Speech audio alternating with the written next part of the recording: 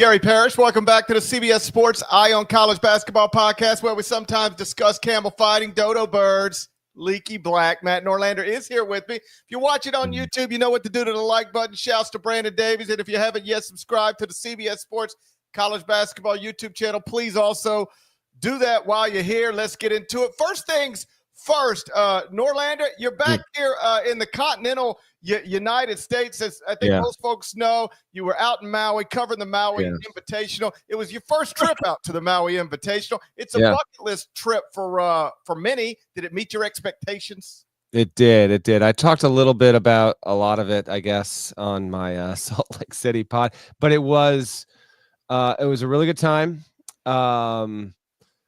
I would love to cover it again. I actually haven't gone out there. I did tell my wife and kids when I got home. I'm pretty determined to at one point go back out to Hawaii and just get to experience that. I didn't have nearly enough time to do what I wanted to do and kind of taking the sights. My brother and father went. My brother got in a round of golf, so he had my envy there. But it was a really good time, and I really enjoyed myself. I got to shoot on those famed Maui rims. It was, I guess, after Tuesday night, everyone had kind of left. I'd filed my stories, and there was like 2 people still cleaning up the gym. And I was like, tell me they didn't lock the storage door, and they didn't. So I got about 10 minutes worth of shots up there. But it was a really cool time, and I'll have a story. I think that's going to go up Saturday now on just what the event meant to get it back, and then what Maui's future is. Can they continue to have strong fields? The organizers are confident in that. You talk to some coaches, and they're less enthused to maybe continue to do Maui in the current format. Will it change? I'm told it's not going to change for at least the next 2 years, and probably 3 seasons, but we'll see. But it was awesome. Had Duke Arizona not played, I would have loved to have gotten there one day earlier and just, gotten to see, like, I didn't do, people have asked, did you do the road to Hana? That's on the other side of the island. I didn't get the chance to do any of that stuff, but Maui was incredible. The beaches absolutely live up to all the hype. And for those, I didn't explain this on the early morning Thanksgiving show. If you're wondering where all the teams stay, and GP knows this, I actually stayed at a really actually tremendous Airbnb that was just behind one of the properties and right next to the golf course. It was the vista was phenomenal. But they have, GP, they must have 10 hotel resorts all next to each other along this Kaanapali Beach area. And so some like Michigan State, I want to say maybe Dayton. I'm going to mix the schools up. But anyway, those schools are in one hotel, and then like all the way at the other end, UConn was at the same hotel as maybe Iowa State, and I can't remember who else. And so you can kind of bounce from one to the other. Although if you were going to walk that's definitely going to take you probably a good 40 minutes to walk it. So the hotels and the resorts and everything on the beach there is really cool. You got restaurants down there. It was a wonderful time. Yeah, it's funny you mentioned wanting to go back and talking to your wife, and that is it's not my main memory, but I remember having this thought while I was there, like, I shouldn't be here by myself. Like, I shouldn't be here. And I know you're with your father and your brother, but I felt a little like this is too nice and amazing. My wife should be here. My kids should be here. If I do go back, I will take them with me, because and I, like you, I got out there and I really just did basketball stuff. I got out there and I went to press conferences and I did podcasts and I wrote columns, and I didn't do any of the stuff you're supposed to do when you go visit an incredible place like that. So I would like to go back. It lives up to expectations for me. Just walking in the little gym for the first time and seeing it, it looks like it's like seeing somebody you've known your whole life, but then you have to realize I've never actually seen this thing in real life before. Bumping into an actor you've been watching in movies your entire life. Like, oh, I know this person because I've seen them every Thanksgiving week. Yeah. But it's just so it's just all of that. It's great. It's a wonderful. Actually, do you remember when I walked in? It actually looks like, don't get me wrong, it's still small. It actually felt a little bigger in person than it looks on TV. And TV, it really looks like a bandbox. It's a little bigger than that, but don't get me wrong, it is pretty small, and it's also it's darker in person. It's well lit, but on the TV, the lighting that they provided, it actually makes it look like it's got a little more in-house lighting than it actually has. It was cool to finally see that perspective in person, as all. So Auburn wins it, beats Memphis in the title game 90-76. BP's Tigers are now 7-0. Got wins over Houston, Iowa State, North Carolina, Memphis. That's 4 wins over top 35 KenPom teams, including 2 victories over top 10 KenPom teams.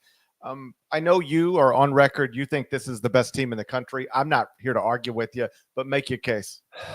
They have. I mean, well, okay. Let me ping pong it right back to you here. They got to have the best resume in the country right now. They have defeated Houston, Iowa State, North Carolina, and Memphis. The latter 3 obviously being on neutrals, and then Houston, not technically a road game, but in effect a road game. In addition to that, they've beaten Vermont, probably going to make the tournament, albeit from a low major league. Took out Kent State and North Alabama.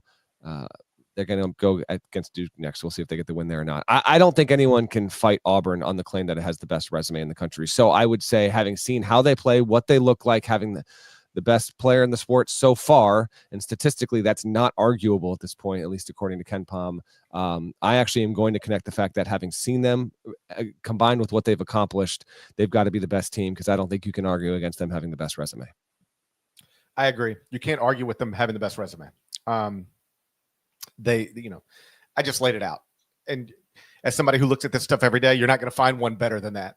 So I guess the next question from Auburn fans certainly would be, then why don't you have them ranked number 1 in the top 25-1, dummy? And the reason is because I genuinely don't believe in the first 3+ weeks, 4 weeks of the season, you can strictly evaluate on body of work, because people schedule differently. People have scheduled, some have had more challenging schedules than others. Some will have really challenging Novembers, light Decembers. Others will have really light Novembers, challenging Decembers. The truth is, I started with Kansas at number 1. Kansas is, like Auburn, also undefeated. I don't think Kansas can match Auburn win for win. Like, I know they can't, right? But they do have a win over Duke. They've got a win over North Carolina. They've got a win over Michigan State. They've still got a 0 in the loss column. So for now, I'll just keep Kansas with a strong resume, even if it's not as strong as Auburn's. But based on where I thought they should be in the preseason, and they've done nothing to move me off of that, Kansas 1, Auburn 2. But yes, if today were the day the selection committee unveils the first, top 16 seeds, I don't think there's any question Auburn would be the number 1 overall seed. We're going to talk about this again on Wednesday, but what the hell? I'm just going to put it on you right now. Auburn plays at Duke Wednesday. Yeah. And Kansas, I think, plays at Creighton on Wednesday. Let me bring that up real quick here. Kansas is at Creighton Wednesday. They both win those games. Would you be willing to then jump Auburn over Kansas? I mean, the Creighton, we got to see. We're going to talk Creighton before we get out of here as well. Creighton's a little bit, we'll see. Yeah.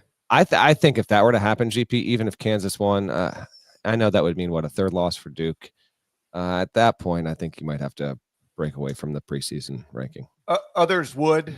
I wouldn't fight them on it. I don't think that I would. Because right then Kansas would be coming off of a win at Creighton. And yes, I agree.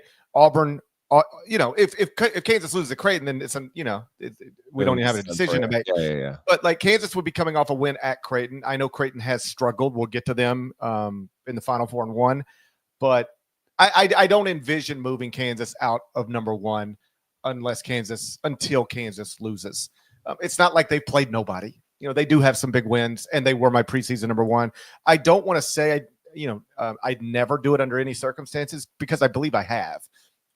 The Duke year with Zion and RJ, whoever I had preseason number 1 that year, after Duke beat Kentucky's brains in and looked like, oh my God, this is a monster, I do remember moving Duke to number 1, even though my preseason number 1 had not lost yet. But I don't envision that doing that this season. I don't think so. As long as Kansas got a 0 in the loss column, I will probably keep them there. Of note, Kansas right now at KenPom, obviously still factoring in plenty of preseason projection. KU is 7. If you filter it out at Torvik, KU is 9. Auburn's 2. Tennessee is actually 1 based on efficiency, but results and who you play also has to matter in this discussion, in my opinion. And so I would bump Auburn ahead of Tennessee. But Torvik right now is Tennessee 1, Auburn 2, Houston 3, Duke. Yeah, you heard me right. Duke, even with 2 losses, sitting there at 4, Gonzaga 5, Kentucky 6. Hello, the Cincinnati Bearcats at 7. Again, this is Torvik no preseason bias, only efficiency numbers based on competition so far. Illinois and then KU, but if you filter out and go wins above bubble right now, it is Auburn far and away. Stand up state of Alabama, because it's Auburn and Bama 1-2 in terms of quality of resume, then Memphis, and then Marquette.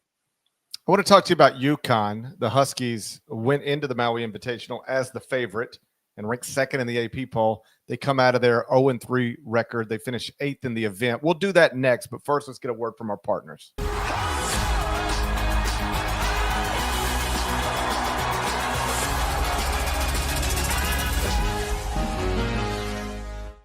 So UConn entered the Maui Invitational as the favorite. They walk out of there 0-3. And it wasn't just like, any 0-3 in any event is bad, unless you're Chaminade maybe. Then it's just like whatever. But 0-3 is bad almost regardless of the context. It's especially bad when it's 0-3 against 3 unranked teams. Now, I know Memphis might be ranked come Monday in the AP poll, but at the time these games were played, it's the back-to-back champs 0-3 against 3 unranked schools, including one that was picked second in the AAC. Again, these are just facts. Listen, long season, still early, all that stuff. Do you believe UConn's still a legitimate candidate to three-peat? Okay, now there's the question. No one can say it looked like that coming out of Maui. No. It's hard to get there. Can they correct enough to, be a Big East contender? I do think that is the case, yes. But a lot of the UConn preseason, I didn't talk about this on the Thursday show. And by the way, if you're dialed in live after Thanksgiving, appreciate you. If you want more nitty-gritty Maui stuff, check out the Thursday one with me on less than an hour of plane sleep from the Salt Lake City airport. That was one for the books. But I appreciate everyone that checked it in. But I did not talk about this in particular thing, so I appreciate GP bringing it up. And then I want to ask Parrish about Hurley's. We already know. I do believe that they've got. You can't deny the quality and the IQ and everything on that coaching staff. That's been well established and proven at this point. But they were given the benefit of the doubt in the preseason based on what they had done the previous 2 seasons. And now we have seen what UConn isn't. And what it isn't is a good defensive team, at least not yet. So now, in order to put them back into that championship contender category, they've got to do a lot of work to build up for that. Now, as I mentioned on Thursday's show, they do have plenty of opportunities. Man, this can really work in its favor, or we'll see. But I got to believe you agree with me, GP. They don't fit the bill, and they wouldn't and shouldn't be considered even among the 10 most likely or practical candidates to win a championship in 2025. Yeah, the early returns are not encouraging. I think Dan told you that they're all a little stunned, sort of shell-shocked by this. They didn't anticipate this. That seemed to come straight through the television as well. Like, what is happening? Why are we losing again? On that note, real quick, because I'm watching it live. I'm not watching the broadcast. So within the first 3 plays on Monday, I'm like, what's he doing? I'm just thinking, and I'm like, already? We're doing this already? Because I had spent time. Here's the thing. I had spent time with UConn Sunday, Monday. I went there last week. And so I got some good scenery, and he was Hurley. Hurley was Hurley. But, and I was with Hurley in the locker room, literally as he was walking out to the floor, writing a Bible verse on his, some scenes that I just didn't put in my story, writing a Bible verse on his wrist and doing different little rituals and taking on the bracelets and taking off the bracelets and giving him time. But we talked a little bit before that. And, the pregame rah-rah speech wasn't, it was typical coach speak. And then within 3 possessions, I'm like, okay, we'll see. And then within 3 minutes, it gets even worse. And then I start seeing people noticing that he's on camera. And so from your vantage point, GP, I guess it really did. It was on ESPN. So the ESPN directors, they caught on to it. That was surprising. He wasn't. I actually inquired about this. I'm trying to give you some stuff that I didn't give you on yesterday's show. I asked if anyone went to UConn, because there's an on-site officiating coordinator. I was like, did anyone go to UConn or Hurley? And talk to him about this. They didn't, and they didn't have to, but I was just curious, and I was wondering if Hurley went to the officiating coordinator and said anything. He did not, but Bruce Pearl did. So Hurley had that avenue available to him if he wanted to. He decided not to take it. He decided instead to voice his concerns to the media and to me really harshly on Monday and Tuesday. In addition to the press conference, and the press conference bit was a big one.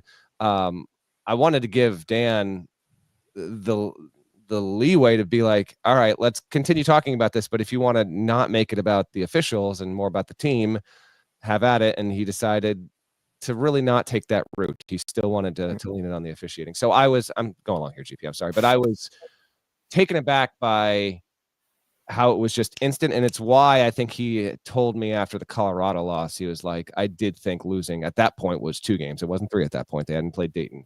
He knew that losing at least 2 in Maui was a real possibility, and he had not vocalized that yet. But his body language and a response to the officials within, the first 10 possessions on Monday indicated just how perhaps insecure, the lack of confidence he had in his team. Yeah. The team stuff is, it doesn't look good. And then you dive into the numbers and it's not good. You mentioned, if you remove preseason bias at Torvik, you got to scroll pretty far down to find UConn. I don't know where they are. Hold on. Like 64th. They are. So you remove preseason bias. They're 64th in the country with an offense that ranks 13th and a defense that ranks 219th in the country. There are a lot of issues, but when you lose 4 NBA players, 4 starters, 4 NBA players, you've got to make sure the guys you're bringing in to replace them can play. And Aiden Mahaney right now can't play. Like, he's supposed to be an important player, and he's not. He has gone from starting and playing 23 minutes in the season opener to coming off the bench and only getting 6 minutes in a span of 7 games. Against Colorado, 0 points in 6 minutes. Against Dayton, 0 points in 8 minutes. And he didn't have a good season last season at St. Mary's. He did not. I know. He was like a freshman thing. Like, oh boy, St. Mary's has got a freshman. Man. And he was a top 100 player. He was really good. And he came back last year and he wasn't as good. And now he doesn't look like it. It's the wrong way. College careers are supposed to go like this. Yeah, like this. I know. He's going the wrong way. He's also he's a slighter player. He's he's not physically imposing. He's not going to be elite defender. They had such good defensive presence on the perimeter last season, even the season before, and they had Klingon. They don't have Klingon anymore, but I think Johnson can be serviceable enough, obviously, in that realm. But they don't have it right now. And I did think that what Hurley said Wednesday, I had left. It was at the presser. Where he was like, I feel like the pressure of having to wear this uniform is too much on these guys. I can relate that to what Luke Murray said during the Sunday night film session, where he was basically laid it out to him, where he was like, we've had easy opponents to this point, and when you come to this school, there is an absolute standard that when you put on this uniform, you are doing it based on the greatness that is achieved before you so that you can be in line with it. They were just laying it out for we're going to play Memphis tomorrow. And you got to realize how ready that team is going to be to want to kick your ass. And you chose to wear this uniform, so you better be ready for it. And then now seeing them lost 3 in a row and Hurley admitting it, he's like, yeah, there's something wrong with the psyche, and our defense is absolute ass at this point. So we have to go back and fix it. And to me, Auburn's the best team. But here we are 2 days from the end of November. It can't be anything else. UConn going 0-3 in Maui, to me, is the biggest story in college basketball. No question. And, it's easy to say we got to go fix it. And obviously, if you need a coaching staff to fix something, that's the one you'd probably pick to try to fix it, right? They're excellent across the board. They've proven themselves. But if you want to keep this as simple as you can keep it, when we keep talking about the back-to-back champs, one thing the back-to-back champs had that this team doesn't is both teams had Donovan Klingon in the middle, rim protecting. Yeah. And one team had Andre Jackson on the perimeter, and the other one had Stephon Castle. And both teams had Tristan Newton, who has quietly just got the job done, man. Yeah, but I'm talking strictly on the defensive end. You had a lockdown perimeter defender and Klingon rim protecting. Both of those teams had that. They were different teams, but they both had that. This team has neither. And so far it's a problem. They'll clearly get better, I think. But they got quite a ways to go to look like legitimate three-peat contenders. As for Dan's sideline behavior, I never want to make this out like this is a crisis in the world. It's not, and whatever you're gonna say, like I wrote it. I get it. If he keeps it up, listen, we'll probably slam him for it. It is a good thing for college basketball that he acts like a maniac, because people get interested. They want to tweet about it. They want to respond to it. They want to criticize him. They want to kill him for it. I will take this over, no offense to Dana Altman, but I will take it over that. And yes, can there be something in the middle? Yeah, we have plenty of guys in the middle, but it is a good thing for college basketball that the two-time reigning national championship coach can sometimes look like a lunatic, and we get 2.5-minute mashups posted to social media. Not a bad thing for the sport. You can not like it, I get it, but it is going to create interest. It will create topics on shows, and people, although you may say you don't like it, you love to respond to it. And so I have no issue with Hurley continuing to be his natural, authentic self, while also acknowledging this can become a genuine issue. I had people texting me in Maui being like, this guy he hurts himself so significantly by doing this stuff. You can't add the tale as old as coaching time. Don't ask your team to remain composed and then go and do that going after the refs for 40 minutes. I completely get it. Go ahead. There's a million different ways to be a successful coach in any sport. Some men and women have done it this way. Others have done it much more quietly. I'm not here to say that one is clearly better than the other. I know which one I prefer. I know which one I would rather be. And this was discussed a lot when Dan was interviewing and interviewing with the Lakers, offered the Lakers job. Like, how would this work in the NBA? And many people said, well, he'll just have to learn to be different. And that is such a dismissive idea about how this stuff actually works. And I say this as somebody who struggles with my emotions as well sometimes, not as dramatically as Dan, and certainly not on television. But I can imagine if you're on the desk at sports. No, that would be Zook. Zook might pop off like that. It wouldn't be me. Okay. Get a shot sheet out late. See what happens. All right. But it wouldn't be me. I'm happy to be going. I'm with Stover on the desk tonight. So that's all right. Okay. My favorite thing ever is the time you followed Stover on Instagram for like 45 seconds and then looked at it and said, I can't do this. It was a bunch of pictures of himself. I can't do that. Do you know how many times I bring that up to him? That was the funniest thing in the world, because he cares so deeply about his Instagram. Like, he cares a lot about it. I didn't know that either.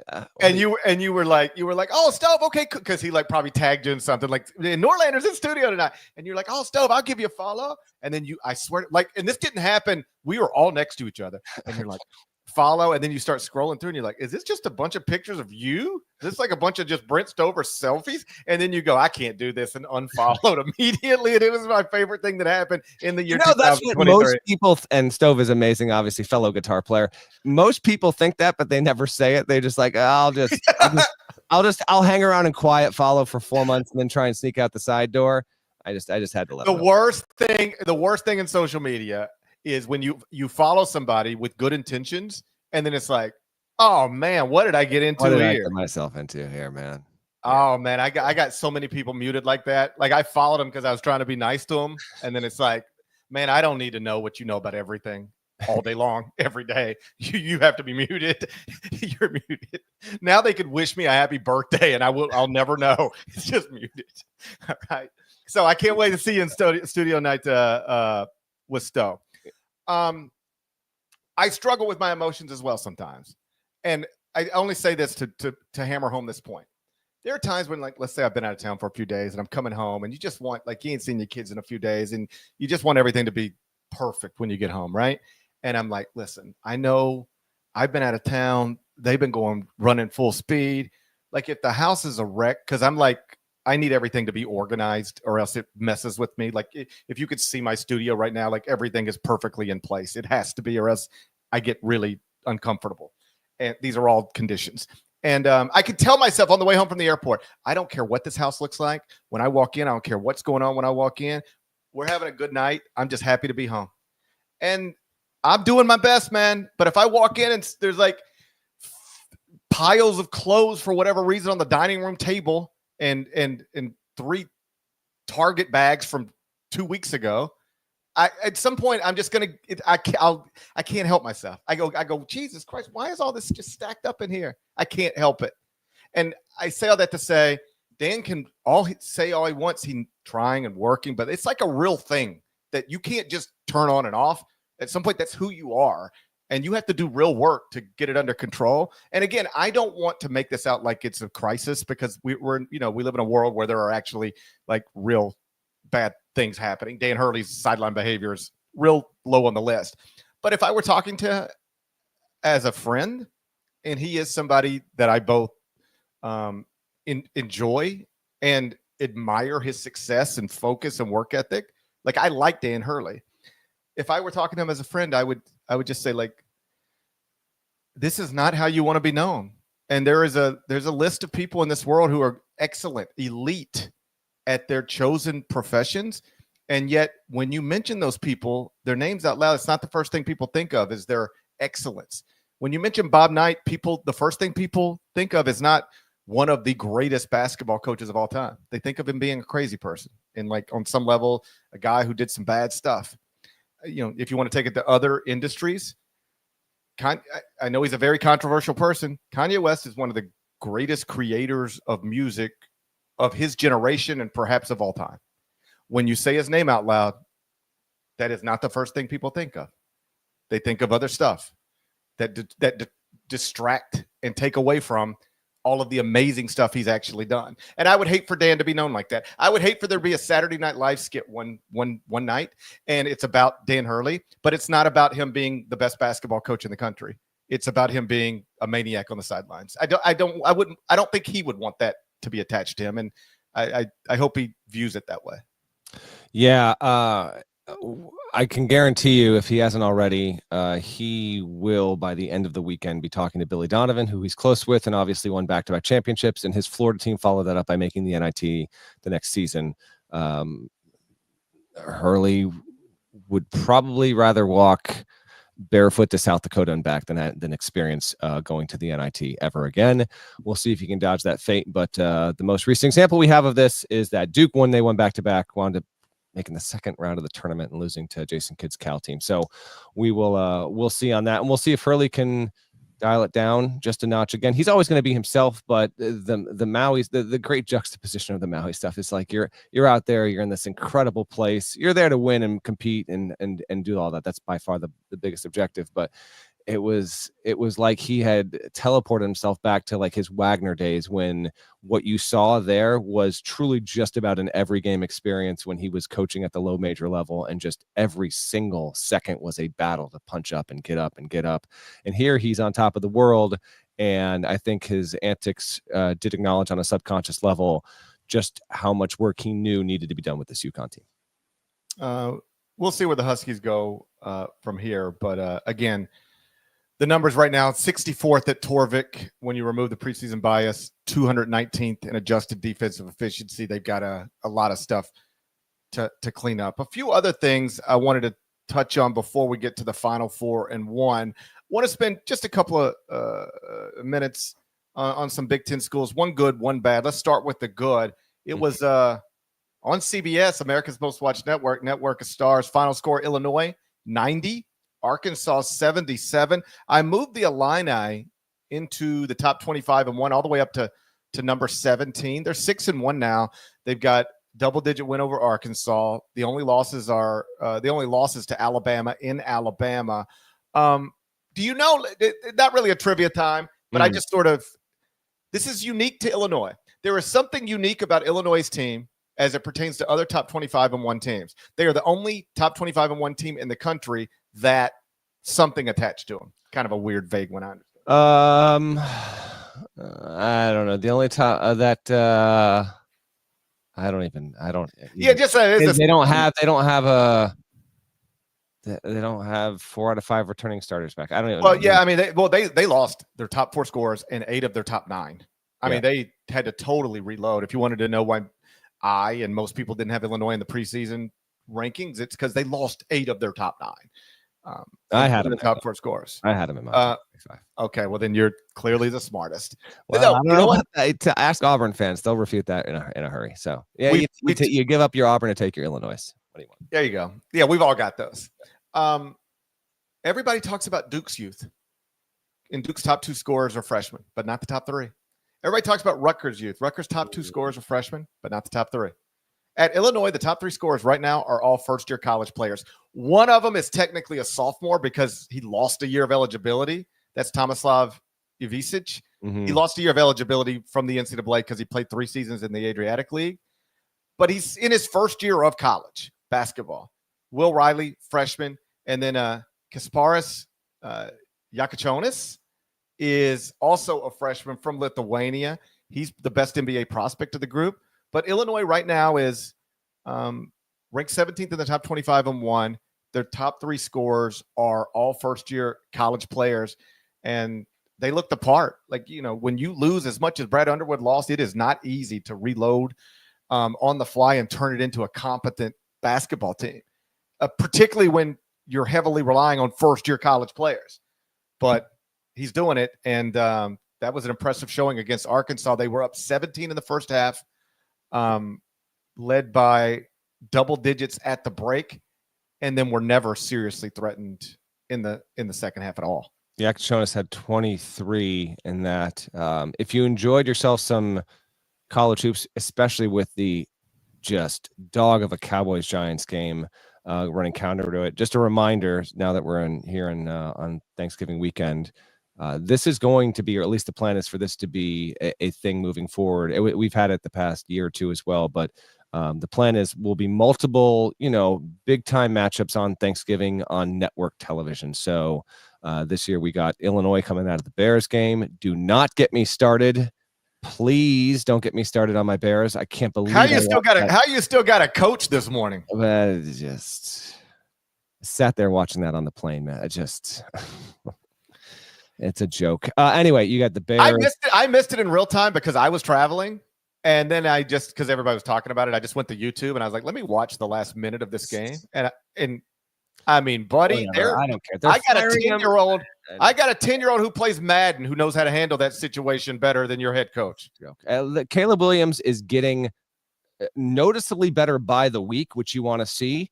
And Eberflus is giving these games away, and the Bears are getting better draft picks because of it. I'll take it. They were never going to make the playoffs. Again, don't get me started on this. But the point is this: you had the Bears going into Illinois, so you kept a good segment of that fan base there, and that was a great one on CBS. Next year on Fox, Michigan State will play against North Carolina. That'll come out of the Lions game, and I know of at least one more relatively notable Thanksgiving matchup that is basically agreed to, but the stuff isn't on there, so we won't spoil that just yet. But if you like your college troops, and particularly on network television, in addition to the stuff that we have on other stuff, it's going to get even bigger and better. Real quick on Arkansas, this was my biggest curiosity and concern, if you want to call it that. Janelle Davis, DJ Wagner, it's just not working yet. It's not being utilized to whatever maximum ends might be there. They're not prospering. I mean, Wagner is averaging 8.7 points. He's a 42.7% shooter, and he's averaging 2.9 assists. Davis is 8.4 points a game, a 43% shooter, 4.3 rebounds, which you want to see from a guard of his size. That's nice. And then 2 dimes per game. So it goes beyond that, and big picture Calipari stuff that we talked about in a recent episode, and we'll talk about again and again, I'm sure. But you had a nice moment on a big stage with the nation watching, and you didn't put up a good performance whatsoever. And I did have Arkansas ranked in the preseason, and that could wind up being a miss as well. We'll see. They've got enough talent to get it together, but same old story with Calipari. We'll see. I mean, it really is. It's the same story. I mean, they enroll all these players, and you go, my God, the roster looks good. And then you rank them, and they play 7 games, and they're down to 42nd at Ken Palm. You wonder how long it's going to take Arkansas fans to get to where Kentucky fans were. Dude, Nada is telling me Eberflus got fired in the past hour. I didn't even know that. Okay. Hell yeah. This is incredible. He did his Zoom call this morning, which is so why would the Bears do that? Bears have never fired. I'm almost positive the Bears have never fired a coach in the middle of the season. Thank God. Well, maybe then maybe that's the explanation. They don't know how to do this. But going forward, if you're going to fire your coach the day after a loss, do it before he jumps on Zoom. I know. Thank God, man. And like he defended the end of the game. I don't remember the quote. It was like, I was happy with where we were at, or I don't know. Thank goodness. Good riddance, man. Gosh. Good. Wow. Good riddance. Okay, let's go. Let's go. Here we go. Come on, Chicago. Okay. Norlander's getting him a new football coach. There we go. Hey, guess who might also need a new coach someday? Who? Which school? Who we going? You ain't heard about what's been. You've been out in Maui. You don't know what's going on with Indiana, do you? Oh, okay. So I do know. Okay. I watched. Right as we speak. I did watch some of this game. It's 12:41 Eastern on Friday. Yes. As we speak, the Hoosiers are on a 2-game losing streak. They are beating Providence right now, 75-64. So okay, we'll see. Okay, so that game. Okay, there we go. All right, we'll see how that goes. But before this, they lost to Louisville 89-61. They lost by 28 points. I know. And then I watched yesterday, and because that was also a plane watch, and I mean, there was Bala was fine, but otherwise, I don't know. Gonzaga was more Gonzaga, if you want to call it that. But yeah, it's troublesome for Indiana. And this is the problem, by the way, we mentioned on the shoot around episode. Indiana's non-conference is atrocious. And if you beat Providence, sweet. But Providence is 5-3 and not projected to be a tournament team now.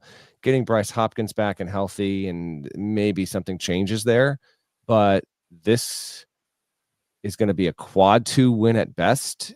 I'm looking right now, GP. Indiana is going to not have a single quad 1 win in non-conference play. Yikes, buddy. Yeah, they have gone from 31st at KenPom to 61st at KenPom in less than a week. Like I said on TV the other night, like this is going to be when they lost by 28 to Louisville, I was like, yeah, this is going to be one that they carry around with them all season. Like this is a bad loss. It's going to hurt them with the committee. And some Louisville fan was like, can you explain to me why it'd be a bad loss? I'm like, bro, you lost to Tennessee by 22. So that means Indiana just lost to a Louisville team by 28. The Louisville team lost to Tennessee by 22. And that Louisville team is obviously better. And we should mention that. Congratulations to Louisville for looking respectable and being Louisville again. Oh, yeah, man. As a man who was raised on the Metro Conference, it broke my heart on some level to see the Louisville program go through what it's been going through the past couple of years. But right now they're 5-1 heading into today's game against Oklahoma with that lone loss to Tennessee. But Indiana, if you're in year 4 of Mike Woodson, you ain't supposed to be losing by 28 to Louisville in year 1 of Pat Kelsey. That was a bad loss. Most basic way to put it. Bottom line, you can't lose like that in that spot. Can't happen. It did, but it just puts that much pressure and that much attention and brings that much more angst to that fan base, because Indiana's roster and trajectory, the situation in the Big Ten all indicates, maybe it still will in the league, but it indicates that needs to be a top 3 team in that conference. And right now, confidence in that is obviously wavering. Couple quick more. Let's get the Final Four one after break. But first, just a few results. Arizona's 3-3. Losses to Wisconsin, Duke, and Oklahoma. It plays West Virginia on Friday later today, but that is definitely a Michigan is 6-1, beat Xavier and Virginia Tech. And its MTE, Dusty May's team is looking good. That looks like one of the stronger offseason hires so far. I didn't see a lot of this stuff. I'm just giving you results. I obviously haven't been able to check in on too much of the hoop here. St. Mary's beat USC 71-36. What? Good job for Randy Bennett and his team. They're prone to occasionally hold teams to a Bennett. Oh, that's 40 points or fewer, obviously, in a game. But for USC to only manage 36 against the St. Mary's team that, sure, it might make the tournament, but we don't think it's top 25 good. Florida beat Wake Forest 75-58. Gators are 7-0. They play Wichita State on Friday. And then Butler beat Northwestern by a pair. I think it was Brooks Barnheiser tried to get off 3 as he was getting fouled. They called it on the floor and he made the shot. That's kind of brutal if you're Northwestern. But Butler got the win, and that was a nice W for them. All right, let's get to it. Final 4 and 1 brought to you by FanDuel Sportsbook. Make every moment more. We're going to do that next. I've got an insurmountable lead. But first, let's get one more word from our partners. Historic rivals with unforgettable seasons meet in a game of honor. The Army-Navy game presented by USAA, December 14th on CBS. It's the final 4 and 1 brought to you by FanDuel Sportsbook. Make every moment more. Season records, Matt Norlander. What? 6 wins, 9 losses. Bears fired Eberflus. You think I care? 6 wins, 9 losses. You're 1 game back. Nice. I'm 7 and 8. 1 game back. You're 7 and 8. I'm 7 and 8. I went 2 and 3 last week. You went 1 and 4. So I'm 7 and 8. That is what I like to refer to as an insurmountable lead. I have an insurmountable lead. Game 1, Friday, number 13 Purdue versus number 23 Ole Miss inside Nick Cannon Arena. You got to explain that to me. We're playing this in San Diego. Nick Cannon, proud resident, native of San Diego, California. Nick Cannon, born in San Diego, 12 children. I was going to have you different women. I genuinely didn't know. I was going to say 9, I think, but I know he has had 12 children with 6 different women. Can you imagine? I got 3 children with one. I have 3 children with one woman, and sometimes that feels like it's too much. Sometimes I'm ready to give up, And I have 3 children with one woman, and I'm like, I don't know if I could. This is too much. And there's Nick Cannon, and he seems happy. How could you possibly be happy with 12 children and 6 different women? How is he happy? I don't know. I don't have the answers to this. What's the game? Who cares? How is that guy always smiling? I would have. How is he always smiling? With 12 Hold on, let's be clear about this. He doesn't give a damn about Purdue playing Ole Miss. He saw the game was in San Diego, and that was the opening. No, I wanted to give you an opportunity to apologize to my home state, the Magnolia State. You were very disparaging of both Ole Miss and Mississippi State in the preseason. Now they're both ranked in the top 25. My state of Mississippi has 2 teams in the top 25 right now. How many does your state have? Currently 1, but that's not going to be the case on Monday. Your state. When did Mississippi get better at basketball than Connecticut? Yeah, that's the question everyone's asking. By the way, I have noticed a few people in the chat are like, Norlander, okay? Listen, red eye. Here's a genuine tip. If you go to Hawaii, don't take the red eye out. Like, leave in the morning and then land back where you're landing and then just sleep through it. I remember my last day in Maui. You know what I did? I woke up on Thanksgiving, went to the gym that overlooked the ocean, got on the treadmill, listened to a Steve McNair podcast, and boarded a flight around 2 in the afternoon. Well rested. That's the way to do it. I get on the red. We're gonna pick this game, but I just got this is why your boy's looking a little rough. Okay, get on the plane. Guy's got to be 325 pounds next to me. Oh man! And I kid you not. So like I made the flight with plenty of time. That I was wondering if it was going to be the case. There was no security line, which is awesome. So I make the flight. Big guy next to me, which it had been a while. Like you kind of get to.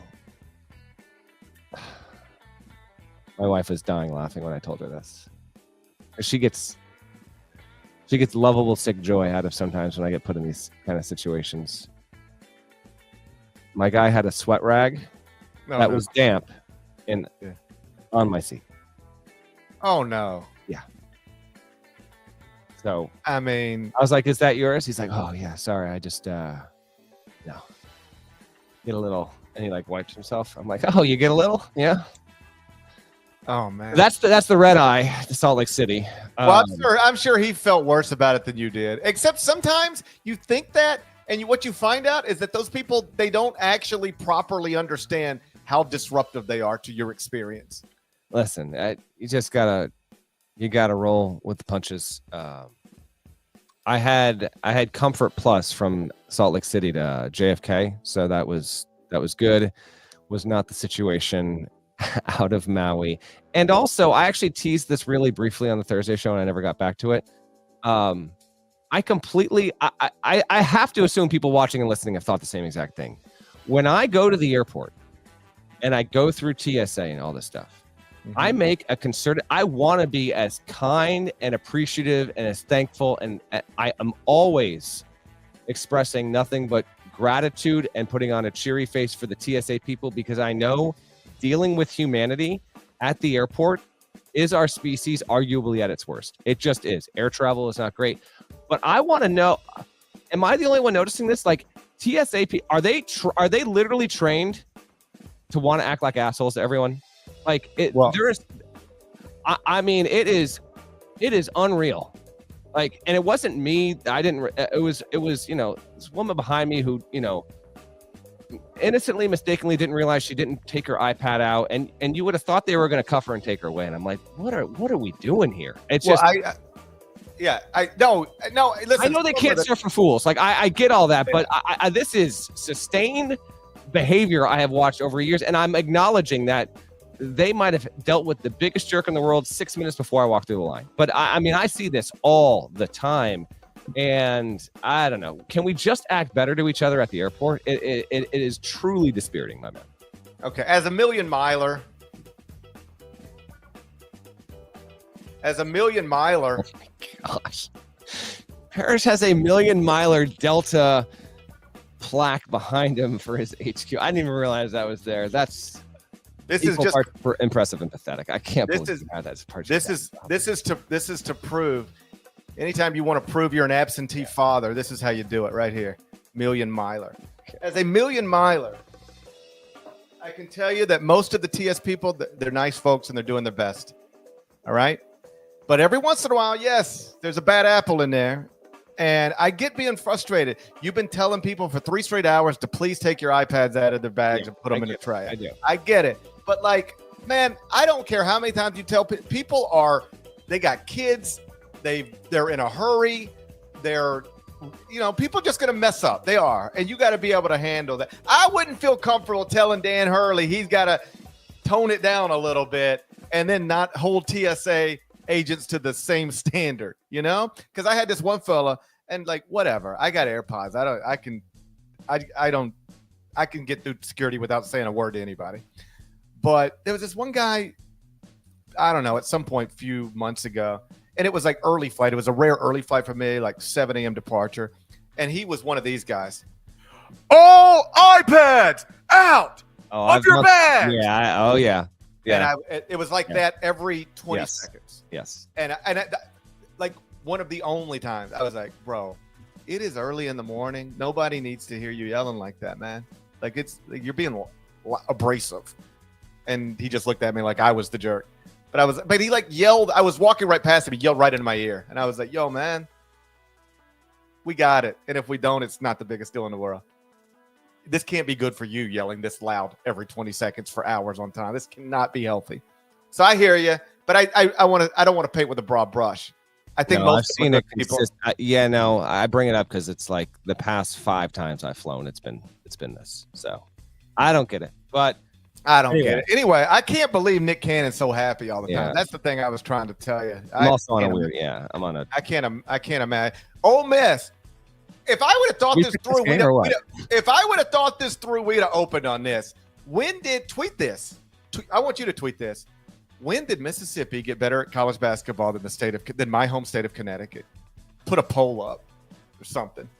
We need to figure out. You should put it up right now. I think you should do it in real time. When did Mississippi overtake the state of Connecticut as the centerpiece of college basketball? Tweet that right now.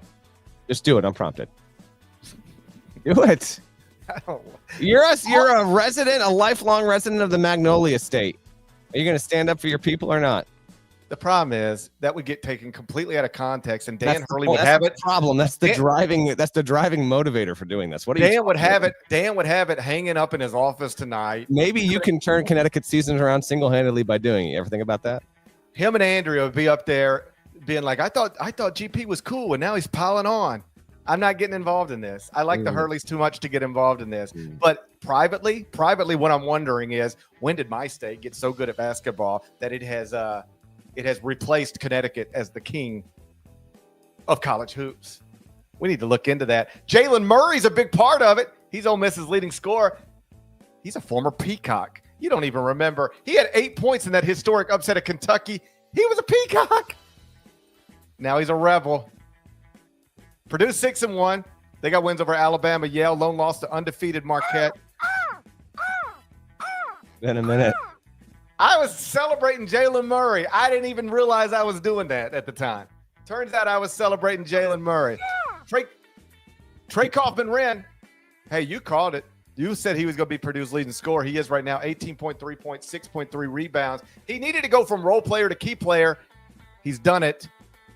Purdue minus 3.5. You're going to be able to watch it on Fox. Tip scheduled for 6 p.m. Eastern tonight. What do you think? I think my youngest son's trying to come in the office here. I'm not done yet, buddy. Oilers are 6-1. They beat NC State on Thursday. Ole Miss 6-0. An overtime win against BYU. That would have been right about when I passed out last night. Ole Miss, 5 players between 10 and 15 points per game here. I'm going to take Purdue in this one. I'm still going to doubt your hometown Rebels. I'm still going to. This is tough. This is, my God. Yeah, you don't even know what to do here. You're going to try and pick both these teams. You're going to try and make a Final Four and one first and pick both of these teams to cover. It can't happen, by the way. I don't even know why I did this to myself. I didn't have to pick this game. I didn't have to pick Nick Cannon. I got sucked into this because now everybody knows I'm decent percentage Boilermaker, but also like I am from the SIP. I'm in the SIP right now. Yeah.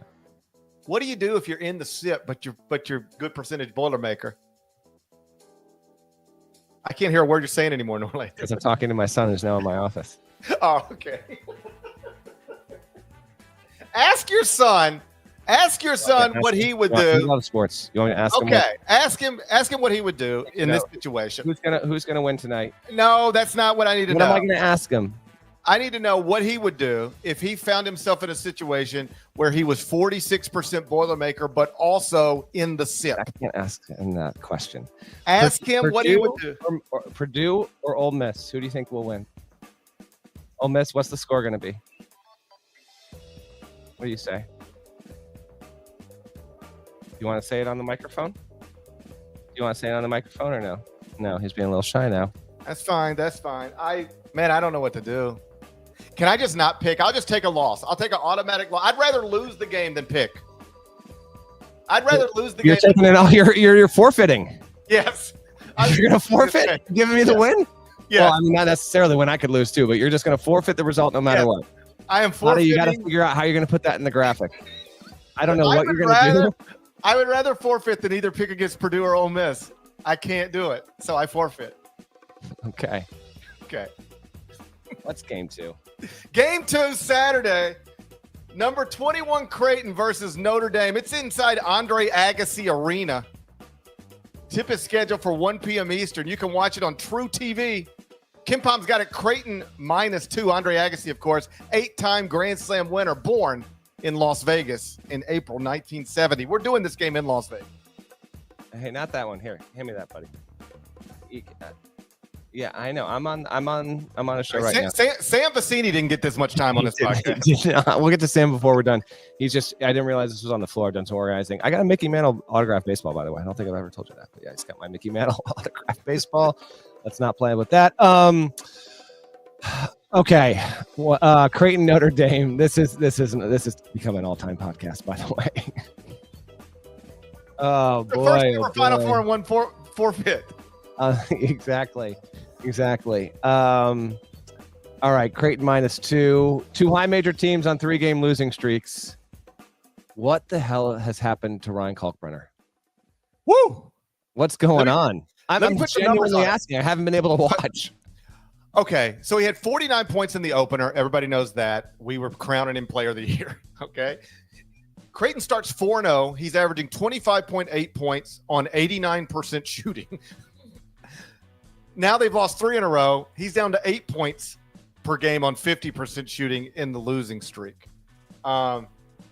Ain't he the fella that got mononucleosis a few years ago? Now he's married. Wonder if it's the same culprit. I don't know. I'm gonna say yes, but is it possible we're dealing with another case of mononucleosis? I thought you were gonna say, is it possible we've got our own Nick Cannon in college basketball? To which I would say no. Wouldn't that be something? Yeah, I'm not gonna. Carpenter. He's obviously got to be better than what he's been lately. Notre Dame. This happened earlier in the week. On Tuesday, they lost their leading scorer, Marcus Burton. He's averaged 18.2 points per game. He's the reigning ACC Rookie of the Year. He suffered what is described as a non-season-ending knee injury against Rutgers. So I guess that sounds better than it could have been, but still not ideal for a Notre Dame team in year 2 under Micah Shrewsbury. They've dropped 3 straight now to Elon, Rutgers, and Houston. Yeah. So it could be 4 straight today. And then after that, it's at Georgia. And Georgia just beat St. John's. So this could be a tough little stretch for the Irish without their best player. I will go Creighton.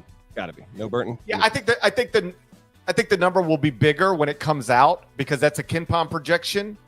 And the actual point spread won't come out till late tonight. I bet it'll be more than Creighton -2. So I'll just play the smart thing. I'll also take Creighton -2. Game 3 is Saturday. Number 20 Texas A&M versus Rutgers inside Bryce Harper Arena out in Las Vegas. Tip is scheduled for 3:30 p.m. Eastern. You can watch that one on True TV. KenPom's got it Texas A&M -6. Bryce Harper, of course, 2-time National League MVP, born in Las Vegas, October 1992. He, of course, is the father of Dylan Harper, who is averaging 24.6 points, 4.9 assists, 4.7 rebounds. Everybody knows Dylan Harper, son of a professional athlete. Bryce Harper is Dylan Harper's. Dylan Harper is Bryce Harper's oldest son. I think that's right. I think that's right. Yeah, I think that's everybody knows that though. No, we're not breaking any news there. Dylan Harper. Hey, what? Woo! Yeah. How good is he? He's what Ryan Kalkbrenner used to be. I don't think he's what Ryan Kalkbrenner ever used to be or ever could be. 24.6 points, 4.9 rebounds, 4.7 assists. And do you dare say he's the best freshman in the country through the first month of the season, Gary Parrish? I don't know how you could argue. He got 36 against Notre Dame, got 37 against Alabama. He's a 6'6" guard shooting 55% from the field. I know his father plays for the Phillies, but this has got to make him really proud, to see his son flourishing like this. Gary Parrish takes Dylan Harper over Cooper Flagg? Ooh, that's tough because Cooper Flagg is like leading Duke in everything. I think right now we'd be having a Cooper Flagg, Dylan Harper argument. And that might be what we're doing for the top of the NBA draft as well with Ace Bailey. Ace Bailey right there. So Harper's been great. Bailey posting big numbers as well. Like in the past 3 games, Rutgers has taken a total of 196 shots. And Dylan Harper and Ace Bailey have taken 106 of them. That's insane. What? They're in the past 3 games, they've taken 54% of Rutgers shots. I didn't even know where to start to look this type of stuff up. So I just started to think of like top 2 duos in recent memory. So you immediately go to, I know you wouldn't because you can't even remember him, but Zion Williamson and RJ Barrett. Don't know who that Duke. He's from Toronto, like that master manipulator and habitual liar. Colonizer. RJ Barrett and Zion Williamson in that year at Duke, they took 52% of Duke's shots. They were both first-team All-Americans. They took 52% of their shots. Dylan Harper and Ace Bailey right now are taking 54% of Rutgers shots in the past 3 games. So they're getting their buckets up, but they've lost a couple of games. And I think this is really a test for where we're at in college basketball. This Rutgers team, not this game specifically, but this Rutgers team. Because here's the thing. Everybody knows Dylan Harper is awesome, and everybody knows Ace Bailey is awesome, and everybody knows Steve Pikiell is a good basketball coach. So we have given 2 top 5 picks who are awesome college basketball players to a great college basketball coach. And we're saying, go win with it. Yeah, you're young. Go win with it, though. If Rutgers is not good this year, that and I don't want to speak in absolutes, but that's a real like next bit of evidence that says the days of trying to go win when your best two players are freshmen, you can't do that anymore. Tell you what, Harper has 73 points at players era. If he goes for 35 plus again and Rutgers beats A&M, just give him $1 million. He should just get paid all the money for that. He's been outstanding here. Both teams are 5-2. A&M lost to Oregon, then beat Creighton. I'm going to take A&M to win. I'll take Rutgers to cover. You said it was 6, KenPom? Yeah. I'll have Rutgers covering. I'll tell you what, Buzz Williams' team is really, really good on the offensive glass, like top 5 in the country, and Rutgers doesn't rebound well.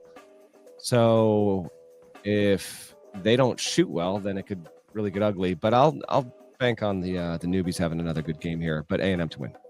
Didn't I used to always go against you on game 3? By always, I think you did it for like 8 weeks in a row and then bailed on it, but sure. All right. Well, I'm back to it. I'm going Texas A&M, back to it.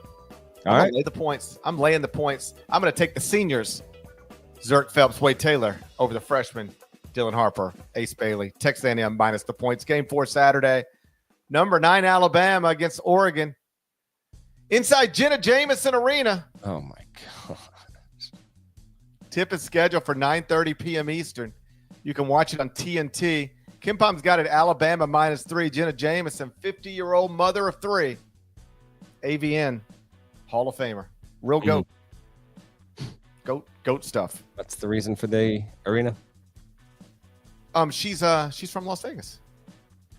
Born and raised? Born and raised, baby. Born and raised. AVN Hall of Famer. She's in multiple Hall of Fames, actually.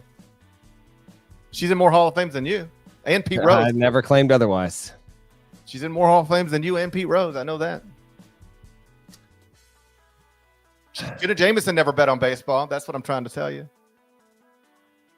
All right, kids. Alabama 6-1, lost at Purdue, beat Houston and Rutgers by 5 apiece. Oregon is 7-0. It's coming off winning at Oregon State and then beat A&M and San Diego State at Players Era.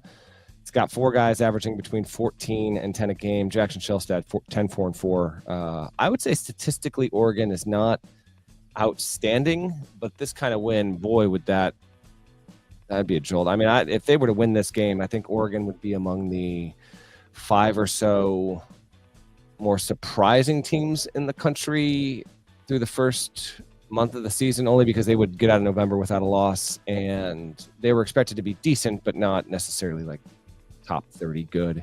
And they got an opportunity to do that here. Mark Sears is finally getting back to normal.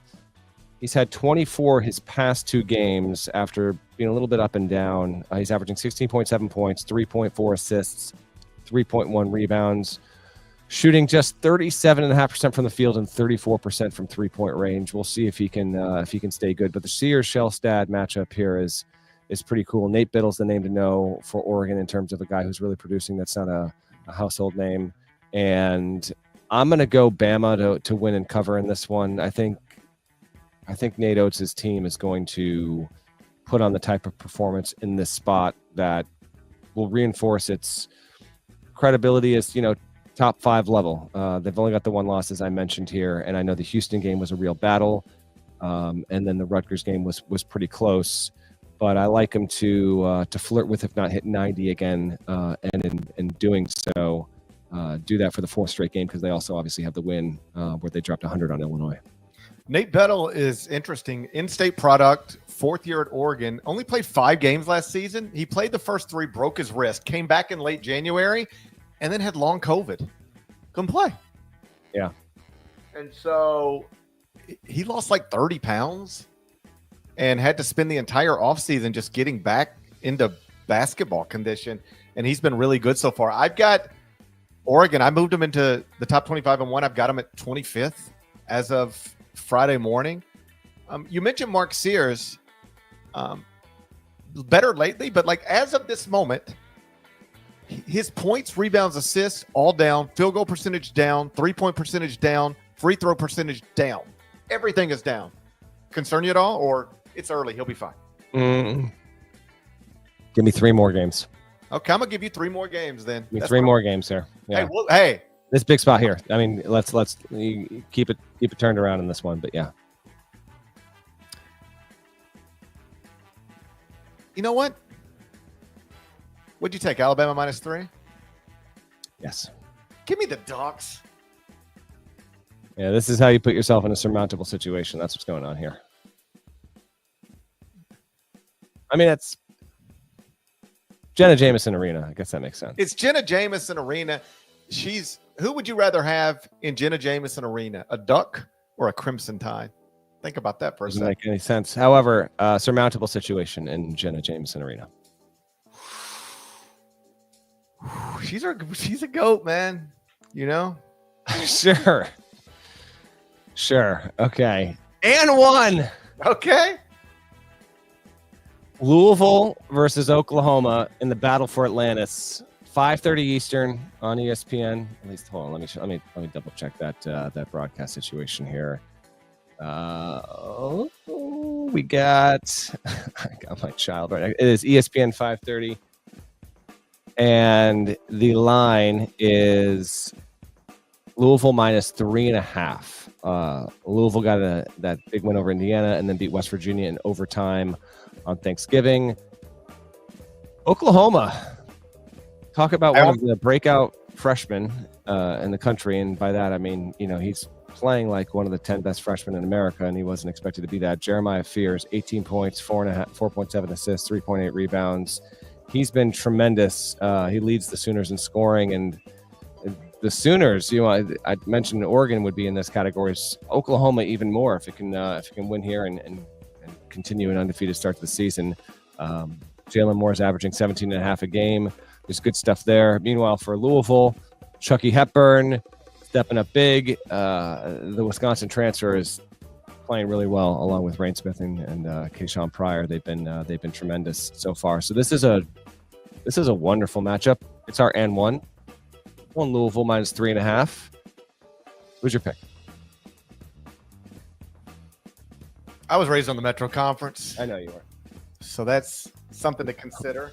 I almost moved Oklahoma into the top 25 and won on Friday morning. I had one spot because I moved out Arkansas, moved out Arizona, moved in Illinois, had one spot. I gave it to Dayton. I went with Dayton, but Oklahoma was on the short list of teams I was considering.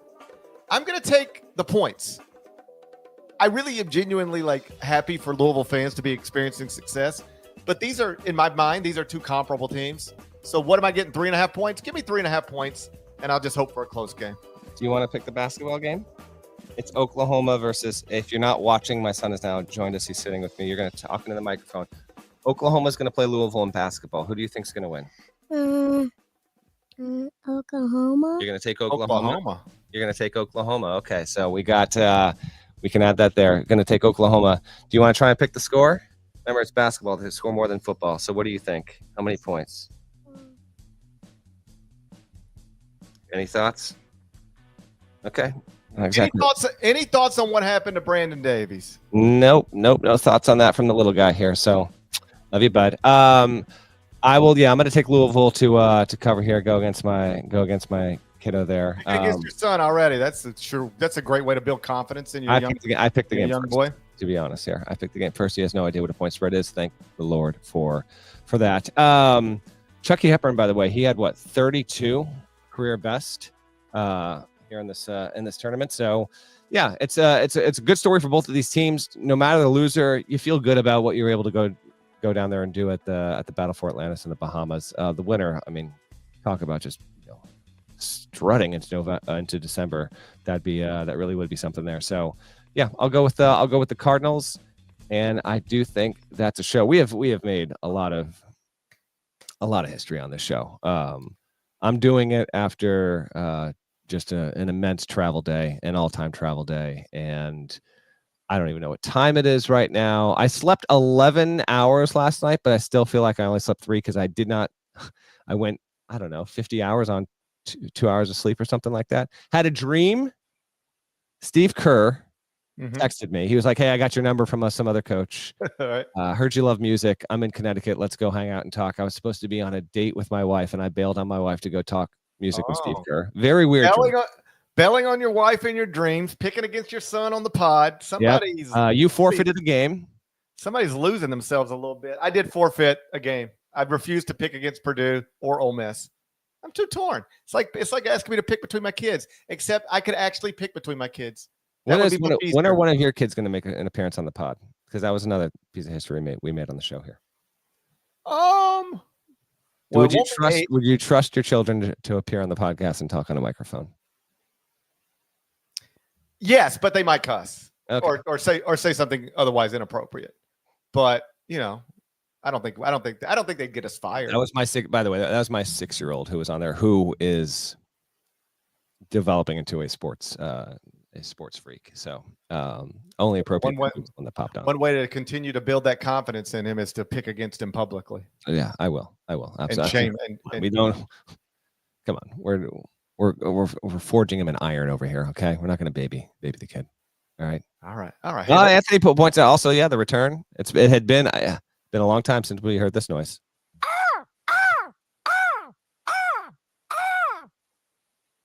There we go. Former Peacock trying to win a trophy. That's got to be a show. I got to.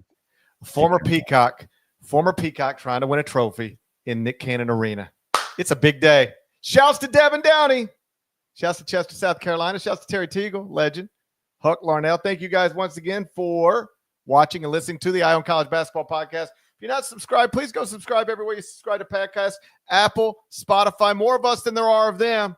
Needs to be reflected in the comments. Do that. We'll talk to you again on Sunday. Till then, take care. Go Bears.